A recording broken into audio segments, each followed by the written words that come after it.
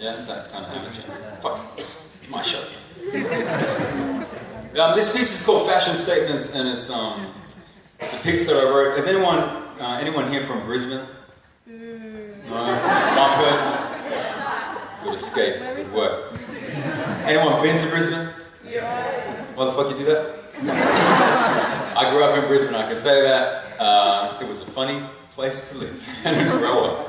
And recently I was asked to write a poem for this thing called the Brisbane Poetry Map, where they have an app where you can walk around Brisbane, and you can listen to a poem as you go to each place. And I thought I'd get somewhere cool like West End, where my grandparents migrated to in the 50s, or where, you know, like other places where I grew up or whatever, but they gave me the center of the city in the mall, the place called Rankins on the Mall, which was like a little newsagent, and Hungry Jack's right next to it. I was like, what the fuck am I going to write about?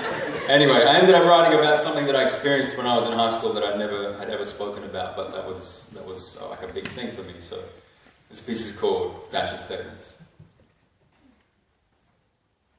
He had a baseball cap sitting so high in his head that it was half collapsed. A pair of Nike tracky dacks and a plaited rat's tail hanging over one shoulder. Leaning back, sipping on a Coke from Hungry Jack's with an accent like, mate, Biggie's got the dopest flow, eh? That's how us wiggers did it in Brisbane in '96. Listening to Tupac and Wu-Tang, but still addicted to bad '90s techno. Hanging in the city on weekends to run amok, which was ask every second older person to buy him a pack of smokes from Rankins on the Mall. Gangster. And we were like, slick back hair gelled up to the max, prepubescent bum fluff porno mo, clipped up Kappa tracky dacks, an Adidas bum bag slung over one shoulder and a blue and white striped Greek soccer jersey. With an accent like, look at these dirty skips, bro. Why would you even leave the house like that? That's how us Greek kids did it in Brisbane in '96, listening to Tupac and Wu-Tang, but still addicted to bad Greek pop music like Pencelon.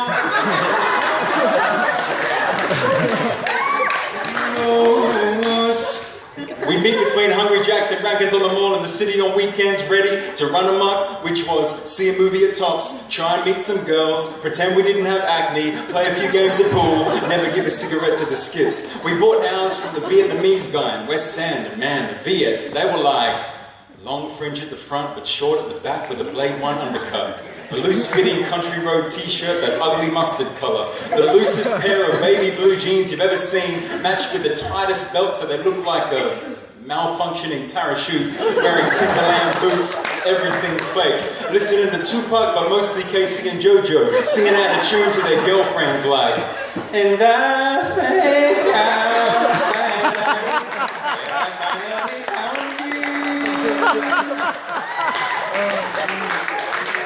But we never mentioned it to their faces. I mean, the Greeks, we pulled some weight and we had leb friends in low places, but the Vigets were not to be messed with.